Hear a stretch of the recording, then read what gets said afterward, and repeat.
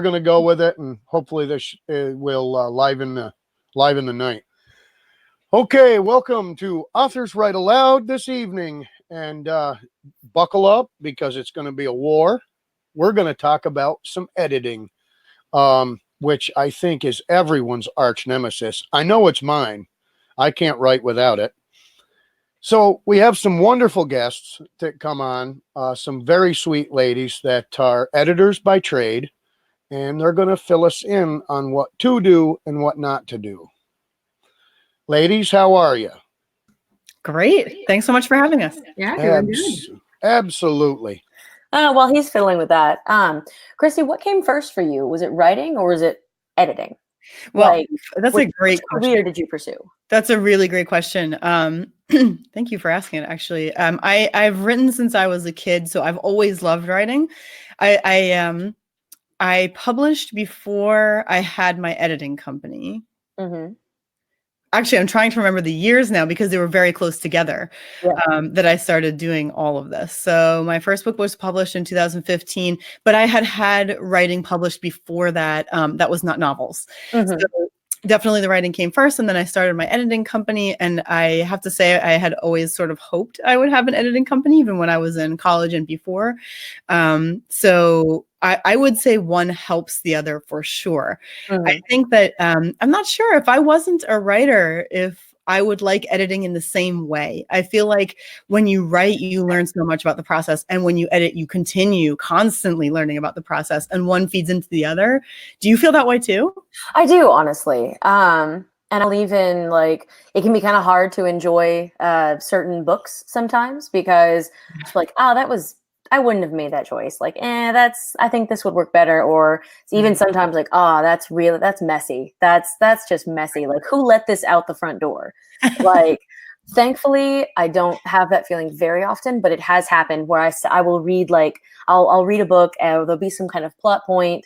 And I'm just like, who let you out the front door? What happened here? But my thing is actually a bit reversed. Same thing I've been writing for years on and off. I started my first book when I was 19. Mm-hmm. And it's in a dark closet. It shall never see the light of day. At least not for many, many years until I can look at it again and fix all of the 18 million problems with it. But because I tried to do the traditional publishing route for about 6 years on and off. But looking back, I was nowhere near ready. I was just kind of throwing myself into it, with that confidence you have, I'm amazing. Of course this deserves to be published. And again, looking back at early drafts, no, it did not. That's some good calls from those agents that did not deserve to be published. And I just got kind of tired of it after a while. I kept writing and everything. And I fell into editing sort of by accident because I was living in Florence, Italy at the time. And I went to work for a woman who taught English. And one of the extra services that she offered was translating or proofreading all kinds of different papers for her students. Sometimes it was essays. Sometimes it was job references or personal letters, letters of recommendation or personal essays, stuff like that, usually for college or for programs or for grants. And because I was a native speaker, and a writer, she tapped me to start editing it. And I was like, I enjoy this. It's not the end all and be all, because for me, that's writing. So I do consider myself a writer first and foremost. But I was like, I enjoy this. It's kind of a puzzle. This is a lot of fun. And writing, I didn't think was very feasible without an agent, a book deal, all that nonsense. So when I came back, I started an editing company. And it was doing well for a little bit. And it kind of, unfortunately, started to tank after a while. I had some major clients and they ended up leaving for different reasons or slowing down. And it was not doing super well. And I was in kind of a weird, dark space for a little bit. And then I ended up turning to self-publishing, and that changed the whole game. So I was able to focus primarily on writing and do editing still as a secondary thing. So I am open for new clients. It's just, again, it's not my primary thing anymore. It's just something that I enjoy doing. I've done some short novellas. I've done some novel work for some friends. Just mostly it's shorter stuff though. I do kind of specialize in the shorter things. What kind of things do you specialize in? Well, I like writing everything, all different kinds. I think that writing short fiction is the hardest. I would say I enjoy it the most because it's very challenging. And I find it a lot more challenging to not have the space that you have in a novel. So I like challenging myself with microfiction, for example, or even poetry, anything, but my poetry tends to be shorter, haikus, anything like that. And I think I would probably recommend to anybody who has maybe gotten the comment back from either lit agents or editors or anything that you're too wordy or something, to maybe try writing microfiction or some kind of challenge like that, because it challenges your ability to really, really focus on every word you use and make sure it's actually necessary, but also that you're using the right words, not just words, So I like that the best because of the challenge, but I really enjoy novel writing because of the character development. You get to really dig into a character, and I find that to be a lot of fun. I love writing psychological things, so I find that harder to do in a shorter period of, a shorter space. It's doable, of course, but I think I like different kinds of writing for different things. But I guess my favorite that I do most often is short. So it's funny because we have the opposite story. Like I write and I put it out there, and I self-publish as well. And I just didn't bother sending my stuff to traditional places because I was sort of like, I don't really want them saying you can't have a, between 50 and 60,000 word novel. It has to be longer, and we want this trend in there or whatever. Like I just want it to be great as it is and short. Yeah. I don't want it to be as long as the story needs to be. Yeah, and I have read traditional books that traditionally published books that are way too long, and they've been made that way to fit the genre, but they don't fit the story. So like I just couldn't bring myself to submit, and like have it butchered that way. So I did self-publish, but my success is more on the editing side in terms of that's my full time. So it's kind of cool that we have a little bit of a different, little yin and yang. We complete each other. Yeah, exactly. I do definitely agree about the like the shorter fiction being more of a challenge. I am a very wordy person. I am that person who, like, the first draft of A Day at a Time, I want to say it was like 120,000 words. And a lot of it was scenes that I liked, but they were fluff, they were extra, like streamlining them. Like I still have them somewhere, like, and I will probably one day make like a director's cut version that has these cute little scenes thrown back in that I really enjoy, that are there for character development. But at the end of the day, I had, you kill your darlings, you have to kill your darlings, and I had to let them go.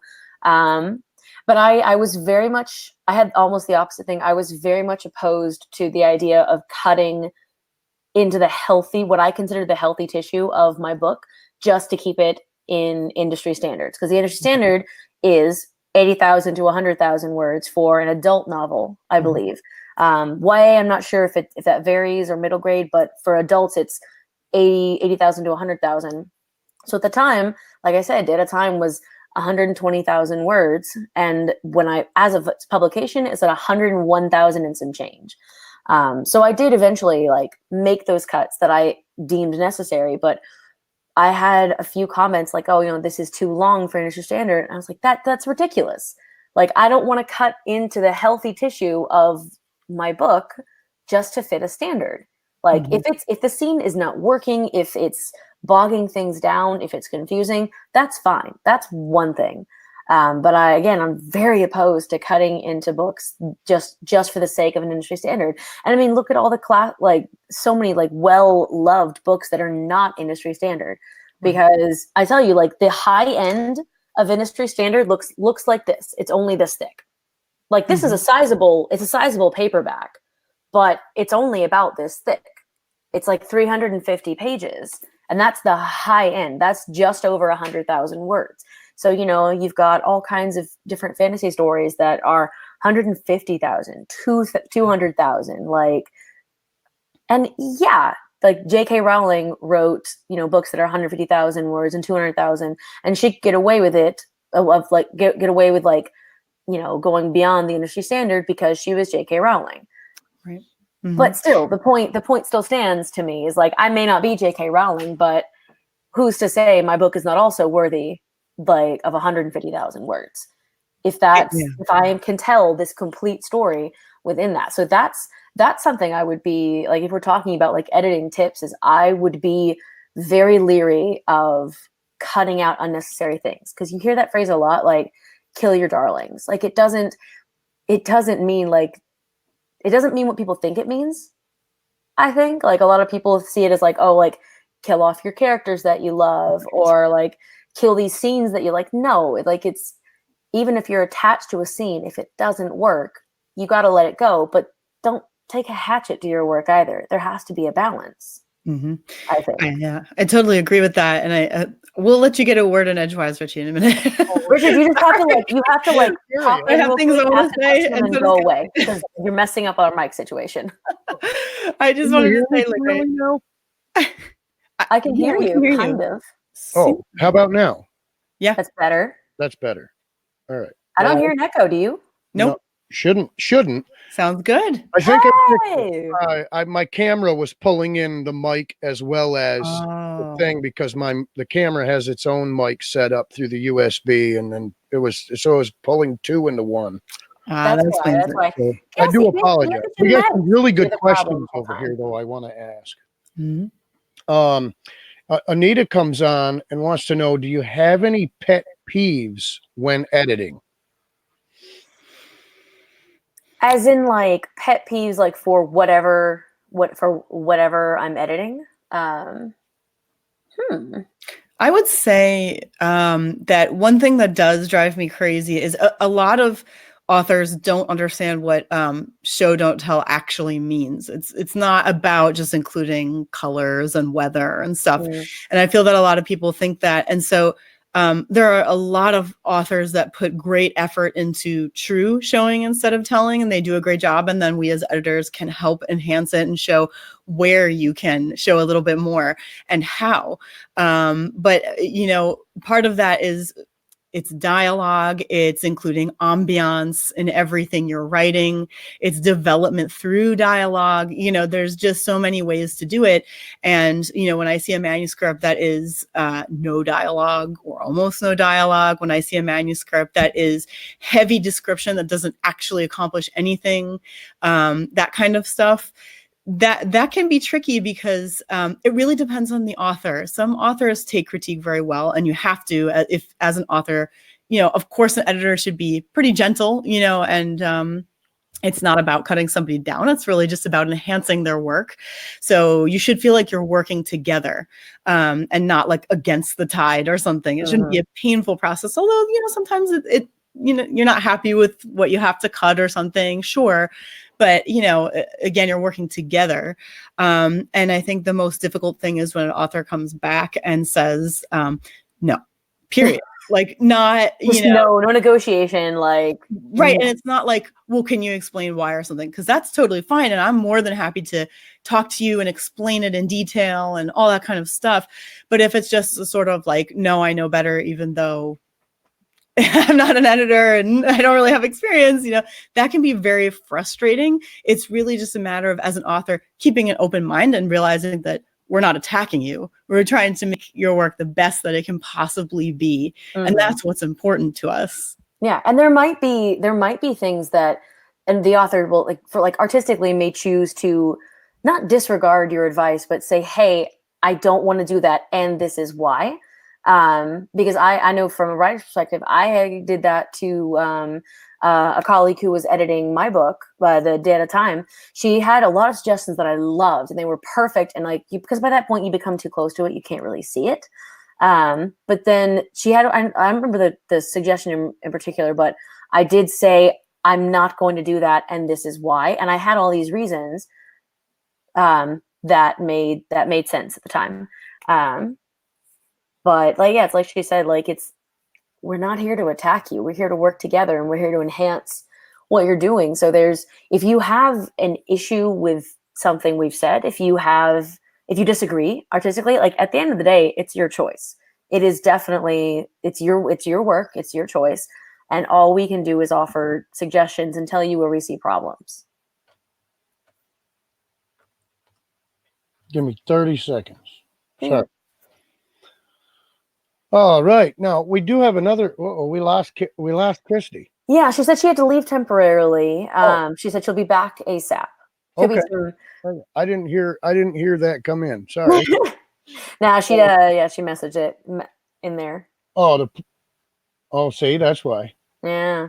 That's all We right. do Well, have another question. what's that? Joe asks, "What is the first editing thing you actually do when you take on a project, and is it the same way you start with editing your own writing?" So oddly enough, it kind of is. And I don't know if it's just something I've developed over the last couple of years. And it may be that I developed this self-editing because of the way I edited other projects. Because the way that I approach like a first run through and a first edit is with a pad of paper beside me, and I just make notes to myself. I ask questions a lot. I ask a ton of questions about certain things. And so like, actually, yeah, now these days I do edit my own work in a very similar way, because that's the way I go through it, as I just have a pad of paper beside me and I handwrite it, and I write questions, I write little comments to myself, things to go back and look at, because it's very possible that you might have a question about something right then, and then in 2 pages or 10 or 100, your question's answered and it's not relevant anymore. So I like to write those comments down for myself. And when I'm self-editing, those pages are really helpful, because I'll go through and edit, and if it's not something I can fix right away, if it's like, hey, consider this, add this detail in, then I'll wait and I'll sit on it. And when I come back to a new edit, like however long it is when I come back, I'll start with those notes. And if they still seem like good ideas, I'll go and start implementing them. And that way, when I go and do another edit, I can see everything as it is. I don't have, like, it doesn't become as repetitive, oddly enough. I'm not sure how Christie does it. That's the way I do it. So honestly, yeah, these days it is kind of similar. I never did answer the pet peeve question. My biggest pet peeve when I'm editing a project that's someone else's is people who have very clearly not read enough. Like, we talk about industry standards, and the English language is a fluid, beautiful thing. And honestly, there are no rules. There are no rules. There's only what works and what doesn't work. However, there are a couple of like accepted things, accepted forms of like punctuation, accepted like dialogue tags. Like, there's small things. And if you read a lot, you kind of pick those up subconsciously. You don't need to take a class in them. You don't need to take a writing class. You don't need to read grammar books. But if you read enough, you pick up on those. And so I've had projects before that have come in, and I just read through them like, do you read? That's a big pet peeve for me, is like, this looks nothing like any published work. Nothing at all. Like the dialogue tags are all missing, or like they're all the same. Like, it's the same style, the same sentence format every time. And that really drives me nuts, because that's just extra fiddly stuff that I don't want to have to deal with. And it does vaguely irritate me. I always have to stop and like let it just take a breath or two and write a comment like, hey, you need to look up sort of the industry standard for novels or for short stories. Like, you need to look up how this is supposed to look. Because that's, to me, that shouldn't be part of my job. You should know that. You should come into this knowing how to do that. And so that's kind of a pet peeve. But I've only seen it a couple If you don't, as a new author, if you don't honestly do the research. But the thing is, like, I was a new author at 19, and I had still read enough books to know I've been a reader my entire life, and you have to, if you want to write, you have to read. It is non-negotiable. It is just, there's no other way to do it. If you want to write, you have to read. And even at 19, writing my first utterly trash book, I could still pull it up and be like, you see how the sentences vary? You see how this is here? Like even before I took any classes, before I did anything, I still knew how it was supposed to look. And so that's, even being a new writer to me is not really that much of an excuse, unless you're like 13 or 14. But if you are in your late teens, if you're in your early 20s, and you still do that, you either haven't been reading enough or you haven't been paying attention. Right. So that's just, it's not a deal breaker. It's just, it gets an eye roll if it happens, you know? And then of course, and I'll throw this one out there because this one is one of my favorites, and grammar Nazis are great for it on Facebook University, is the there. Mm-hmm. And where to put the theirs, and what theirs are they talking about? But the thing is, like even that, it trips you up. It trips you up. I will put the wrong twos, like I'll put TO instead of TOO. I'll put the wrong there every now and then, and I'll catch it on an edit and just like, you're a dumbass. Why would you do that? It's a mistake. It's like, it's a simple mistake. This language is weird. And again, there are no rules. So stuff like that is not that big of a deal. If I find it, if it happens a lot, then I'm like, you need a refresher course on what these mean. But if it happens once or twice, I'm like, that's most likely an honest mistake. You know, that's a quick little, this is not right. Right. And honestly, that comes down to, that's what the editor's job is finding those little mistakes like that. Yeah. That's what editing is for. That's what proofreading is for. Like, and it's pretty impressive though, when you find like a published book that has like a small mistake like that. It's like, kudos, mistake. You made it through God knows how many editing drafts. You made it through proofreaders, and you're still here. So cheers to you. Cheers to you, mistake. You little survivor, you. What is your absolute least favorite word? Well, you're really busting it out. Like I could sit here and list my favorite words. My least favorite. See, this thing, I don't have like the ones that drive you nuts. Like how many times somebody could use that? Okay.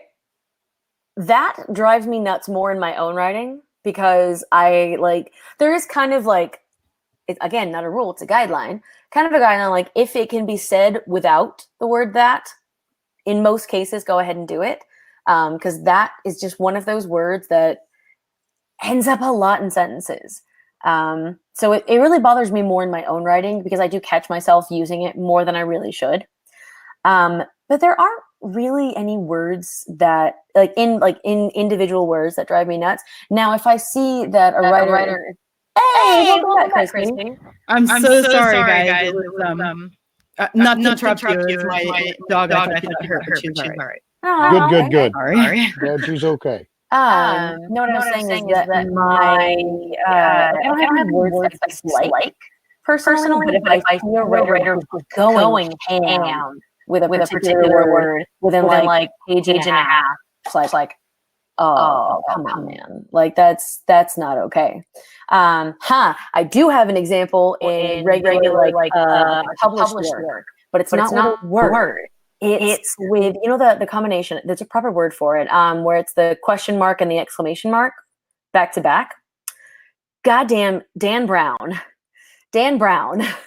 Okay. I was a fan of Angels and Demons. I was a fan of Da Vinci Code. And to get to that trashy book of his that's set in DC, I don't even remember the name of it. I blocked it out of my mind.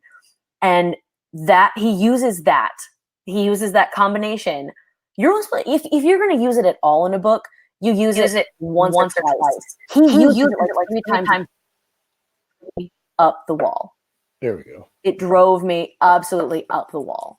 So like I said, like if it depends on the individual book and how many times the author uses a word, or in this case punctuation, within a short period. I don't want to see the word amazed 6 times in a paragraph. See, Christie knows what Richard was asking if we have any words that we hate, like any, like that, for example. Oh, that. Oh. See, yeah. Christie doesn't like it. Then there's that. It's very easy for authors to overuse it. I think that they just don't notice. But then when we as editors get in there, we're like stripping it out. It's just, you really don't need it much. And I think that maybe in older fiction, I'm talking about maybe fiction from like the 50s, 1950s or something, it was not the same, and I think that they used a lot of awkward phrasing, to be honest, like long, overly wordy types of stuff. But nowadays that is really not acceptable, and using it, you can also end up with it like 2 or 3 times in one sentence if you use it, the way that a lot of you can naturally accidentally do. Let's put it that way, because when you're just typing out your words and doing a sprint, you write whatever comes to you. But definitely I agree, that is very annoying. And in terms of specific words, like you said, Kelsey, I would say anything that gets repeated too much is inherently annoying and needs to be eliminated, and it needs to be switched up. And that doesn't mean that you need to choose some crazy word nobody's ever heard of from the dictionary. Don't think too hard in the other direction. That is always a mistake. If you're using words nobody's going to understand, or you're using words that are awkward, that's not the way either. It is a matter of getting creative sometimes and really thinking outside the box. Okay, I've already phrased it this way. Is there like a way that I can phrase this totally differently to make it, not repetitive? I wouldn't say specific words except for that, but just repeating in general. Now, when you ducked on out there, we had a question from Joe. And I wanted to make sure I asked you, Christie, on this. What is the first editing thing you actually do when you take on a project? And is it the same way you start with editing on your own writing? I usually need to get into the writer's style first. So like the first few pages are like, they take a little bit more time for me because I have to get into their style and used to what they're trying to do and how they develop characters and plot and all that kind of stuff. So first I have to get used to it.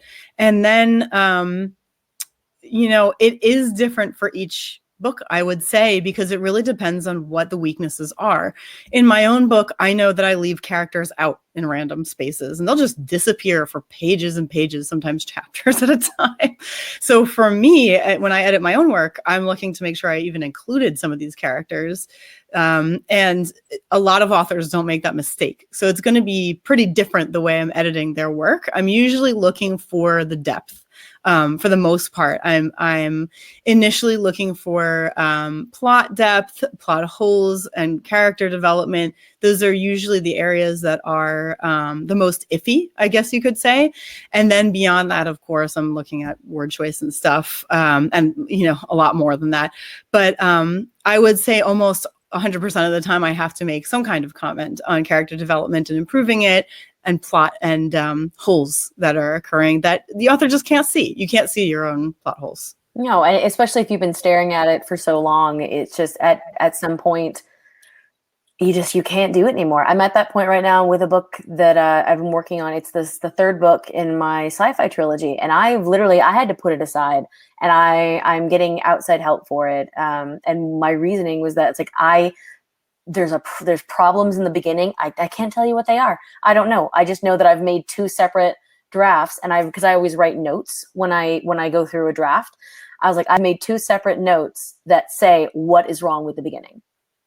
There's just something wrong with it, and I don't know what it is. And after a while, you cannot see. Some plot holes are glaring. Like you're like, that's a problem. That's not going to work. But then there's some you're just too close to it. You've been staring at it for too long. And it's like the sun. It's blinding and it's brilliant, but you can't see anything for it. That's so true. And, sometimes there are things like in my own work, it's different when you work on someone else's, novel and or short story, anything. And you can easily pick it apart and figure out what's wrong with it. It's not your own. But, when I'm looking at my own work, I do things I would never do with someone else's work. Like I look at my own work and I'm like, I wonder if I could just get away with that. Will that work? Like maybe I could just do that, which is so silly because when I edit someone else's work, I'm like, you can't, yeah. Yeah. And I have no problem with that. But when it's mine, I'm like, maybe it'll be okay. Let's see what the editor says. But maybe it'll be okay. Yeah. And so like I have this thing now where and this is a tip, if you feel sort of cringy or sort of like you look at a part of your work and you go, maybe that needs to, that is almost definitely going to be taken out or adjusted. And like, it's really a powerful tool to be able to recognize what you're feeling when you know something is wrong, but you don't want to admit it. I have that problem with my own books. I don't have it with other people's. I have it with mine. So when you self-edit, that's something to look out for, those feelings you don't want to admit always to yourself. That is an A+ tip. A+, because I have found myself doing that. I like for a couple of drafts, I'd be like, but it could almost work. But it could no. If you're getting an icky feeling about anything, cut it. Reword it, do something with it, because if it bothers you, it is going to bother other people. It's going to bother your readers. And that took me a couple of like different books and edits and learning to really learn to trust that instinct, like that, oh, that's not that doesn't work there, and you're most likely right. Definitely.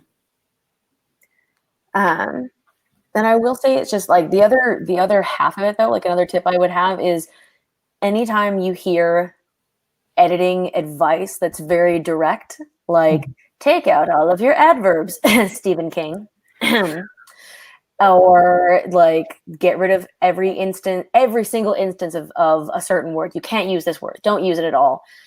Take it with a giant grain of salt, because sometimes it works and sometimes it doesn't. Like you don't need to cut. Adverbs are not the enemy. Y'all, adverbs are not the enemy. Adverbs can be nice, because there is a difference. This is the hill I will die on. There is a difference between saying he whispered and he said softly.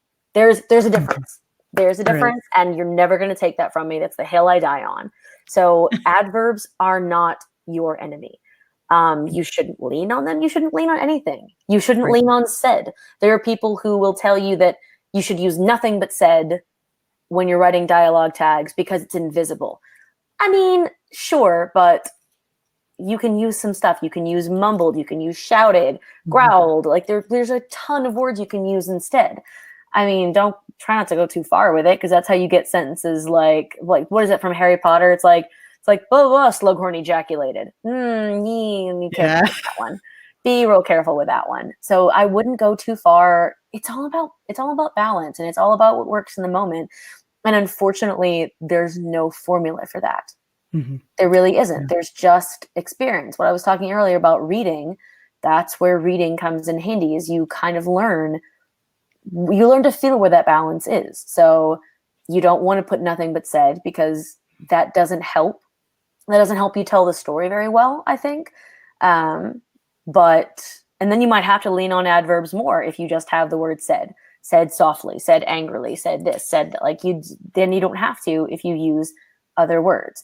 I got a little ranty there, but the point is there are no rules in editing. There's no rules in writing. There is what works and what does not work. One of the most inventive writers I've seen recently is N.K. Jemisin. Her like the book Fifth Season by her, that is some out of the box sentence structure. That is, but it's beautiful. Like I don't even know how to describe it. It just. What was the name again? The Fifth Season by N.K. Jemisin. It's the first book in a trilogy. And she's an amazing writer anyway. She's the only writer to win the Hugo. Okay. N as in Nancy, K Jemisin. She's the only writer to win the Hugo 3 years in a row for each of the books in that series. And it's the Fifth Season. It gave me chills reading like the opening page. Yeah. It's the Fifth Season, then the Obelisk Gate, and then the Stone Sky. And they're incredibly beautiful. But like I said, the way she uses sentence structure sometimes, like we were talking about Grammarly earlier, Grammarly would have a field day with any of those books. There would be red and green lines like all over the place. And you know what? Those green lines would be wrong. They would be wrong, because the way she writes, it is not always standard, but it's effective. And that's the important thing. It is extremely effective. I can tell exactly how it's supposed to be said in my head. And that's all that matters, is she effectively communicates. And it's incredible, honestly. It's extremely inventive, and I'm here for it. Yeah, style can be different for everyone, and that's important. I mean, you're not meant to copy someone else, right? We're meant to of course, read outside your typical genres, read outside the authors you love, so that you can learn, just as you're saying, Kelsey, as you can see different ideas. Even if they're not your favorite, you're learning something by not liking it as well. Exactly. So, I mean, you know, there's a lot to it. But one of the things that you are hiring an editor for is for instinct. And this is where, you know, we come in a lot as well. It can be tough for an author. You're too close to your work, as we were saying before. And we know both the publishing industry and the genre that you're writing in, but we're also working with your specific style. So if you say to me, I hate adverbs and I don't want them, okay, I can work with that. But I mean, you know, you don't have to do that. There, like you said, there aren't really those kinds of rules. But, you know, even when it comes to something like proofreading, I had a colleague who said it so brilliantly, you know, even if you're proofreading your copy editing, which is considered a simpler service than something like a developmental edit, you know, you can take a class and you can learn where periods and commas go. But that isn't the same as having the instinct for knowing how a reader is going to interpret that. And sometimes needing to break the rules so it reads right. And so that the character's personality comes across right. All that kind of stuff. You can't just go by the rules. As you're saying, they do need to be broken sometimes, even in things as simple, and I put big quotes there, simple as proofreading. It is not a simple task, and it does require instinct, and it makes a big difference to how readers see things. Yeah, and that's another reason, again, I'm just going to make a sign saying read more books. Yeah. That's my big advice, read more books, because you do also develop an instinct for that. You develop an instinct for when you can bend the rules and when you can outright break them and have it really work.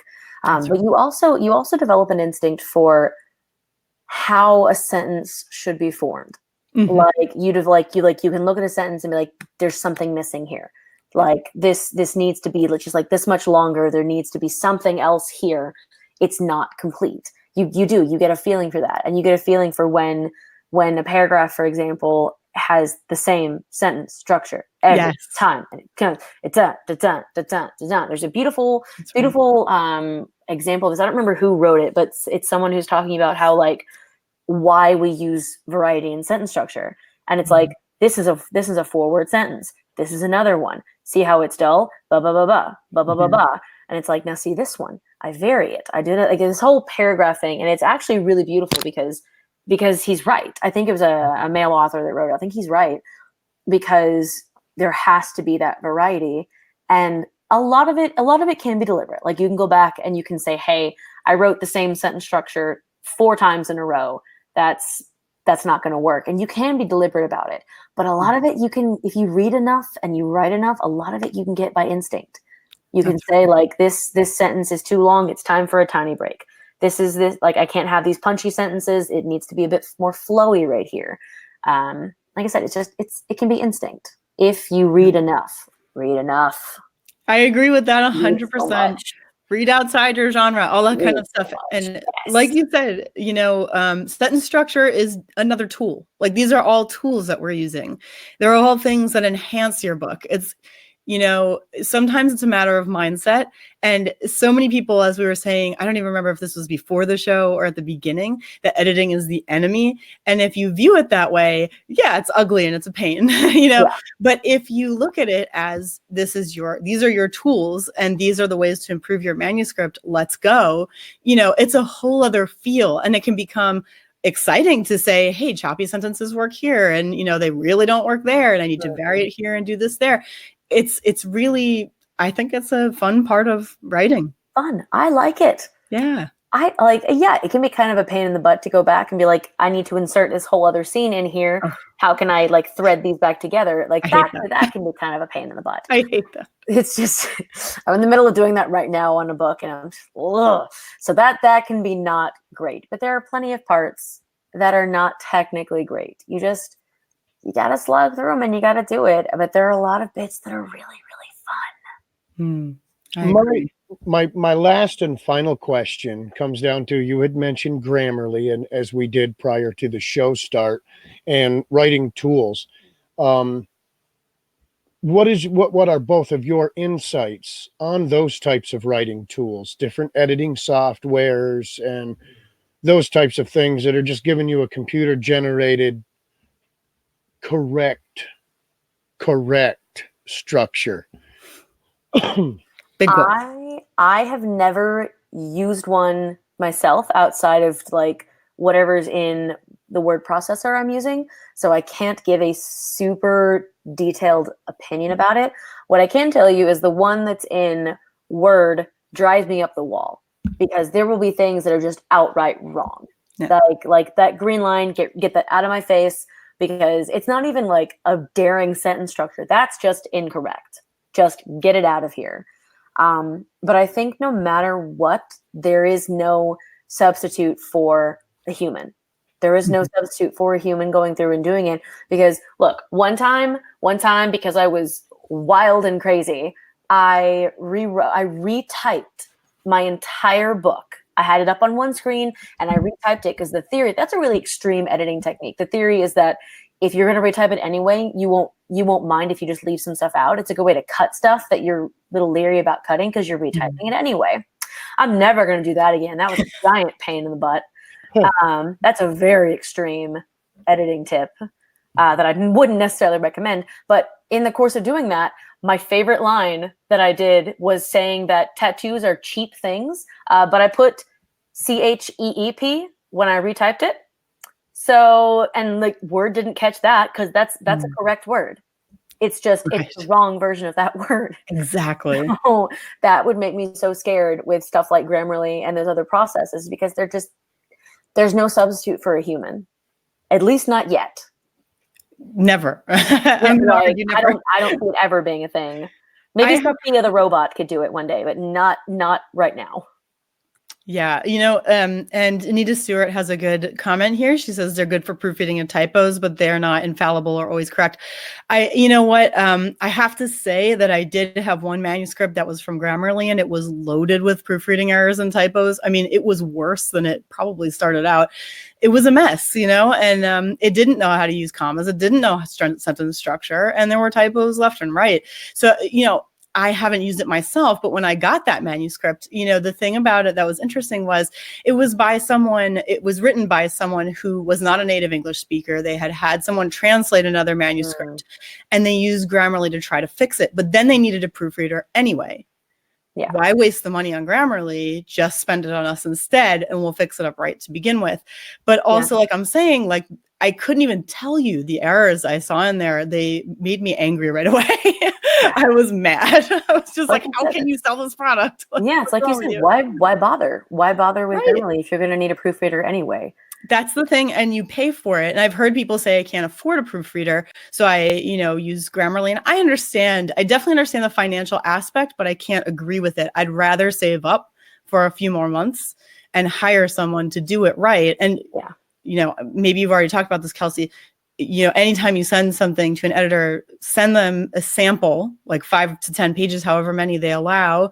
Get a free sample. Any editor should be doing a free sample and be sure that they're doing what they should be doing so that you're not wasting your money. Because a lot of people worry that they'll get a bad editor. So they should do their sample. And then you would know. Risk. Right. But if you get the sample, it's more likely you'll be able to see their style. You'll be able to see if they're picking up on things. I've had people put mistakes in there on purpose to test me. That's fine too. There's nothing wrong with that. I mean, you're supposed to come for me. Come for me. I'm here. Don't worry about it. Right. I got this. That's, and that's another thing. When you get translating done, I know this isn't for everyone, but just to say, it's not going to guarantee that the person is writing it correctly either. You need a writer. First of all, you don't need a translator. A translator, I can tell you from experience, literally translates it, and it doesn't always translate right into English, into Spanish, into anything you're writing. So just a random tip for you guys. If you're looking for a translator, make sure they're also a writer and not just a straight translator. Oh, yeah. So I think that's pretty important. Yeah, translating is a whole other art form by itself. Yeah, but you will still need a proofreader. You're not going to just get away with a translator because it's not. Nope. And invest the money because it's worth it. And like you said about Word, everything you said, I have experienced as well. And one more thing I want to throw in there is that even when you change the language, like when I get a British English or an Irish manuscript and it's meant to keep those spellings, even when I change the language in Word, it doesn't always know the right spellings. It's wrong, So like I have my Oxford, spelling dictionary next to me, and I'm making triple sure that I'm right. And it doesn't know what it's talking about a lot of the time. So it's just flat out wrong as well. Some of the spelling stuff I do, like I do take umbrage at it. I'm like, hold on. Like I could swear this is right. And I'll go check dictionary.com and I'm just like, no, forget you word. I am correct. That's right. Like you can put this here without a hyphen or whatever it is. But honestly, it's the grammar things that irritate me more because it just, again, a lot of it is wrong. It's just flat out wrong. I'm like, that's stupid. And if you follow everything it says, it's going to mess up whatever you've got. If you follow it blindly, like the only people you should be following blindly are me and Christie. Yeah. That's it. We'll do it right for you. That's what we're here for. Exactly. Well, we have come to the end of our lovely show, and I thank you both for coming on. Before we leave, I would like to let you guys share one last time where we can find you, follow you, get in contact with you for possible editing, a book or something, or just want to follow you or find your books or something like that. So we'll start with Christie. Okay, well, thank you so much for having me on. This was so much fun, and I made a new friend tonight. Actually, I didn't know Kelsey beforehand, so this is great. And you can find my editing company at proofpositivepro.com. You can find me as an author at christiestratos.com, but that is where my editing company is. I'm also on Twitter, Facebook, and Instagram with my editing company, but really the website is where I do, I update the blog and I have all my information over there. If you wanted to follow me as an author, you could also follow me under my name, Christie Stratos, on Facebook, Instagram, Twitter, Pinterest. I host the Show Writers Showcase podcast, which you can find on pretty much anywhere podcasts are and on YouTube. So you can find me in a lot of places. And again, thank you so much for having me. I guess then it's my turn. Christie and I need to talk about that Writer Showcase podcast because, a bitch gotta self-promote. Speaking of self-promotion, hi guys, this is my book. This is one of my books. This is my books. Sorry, I've had a lot of caffeine recently. So yes, my name is Kelsey Clifton. As you can see, big, bold, pretty letters. I have written 2 sci-fi novels in the same series. I have a third standalone fantasy novel, hopefully coming out in December, fingers crossed. If not, that'll be January. The best place to find me for my books or for my social media is going to be kelseyclifton.com. It has links to all of my social media there. You can try searching my name, but it's kind of a basic name. So best of luck to you. May the odds be ever in your favor. The best way is just to go to the website and follow the social media links there. You can also find links there to buy the books through Amazon. If you are interested in editing services, that sounds fantastic. You can find me at lightningbugediting.com. There's a way to send me an email through there. You can also contact me through social media. I'm mad about it. I'm probably more often on social media anyway, so I'm mad. All right. Myself, I am author Richard White. You can find me at authorrichardwhite.com, where I wander through fiction to find the truth. You can also find me on all the social medias out there, Facebook and Instagram, author Richard White, Twitter, rwhiteauthor. And if you are looking for graphic design or book cover stuff, that's all over there at authorrichardwhite.com. And if you would like to be a guest here on Authors Write Aloud with me, you can find the links there as well on my website. Click the link, click the sign up thing, and sign up and become a guest on the show. We have a few more good topics coming up. You ladies are more than welcome to hit up another show. We'd love to have you. And we thank you very much, and all the listeners and viewers out there. First and foremost, sorry for the beginning of the show with a little bit of audio trouble. We figured it out, and I will fix that problem for next week, I promise. And thank you very much for tuning in, watching the show, commenting, and asking us some questions. Have a great night. This is Authors Write Aloud with Richard White.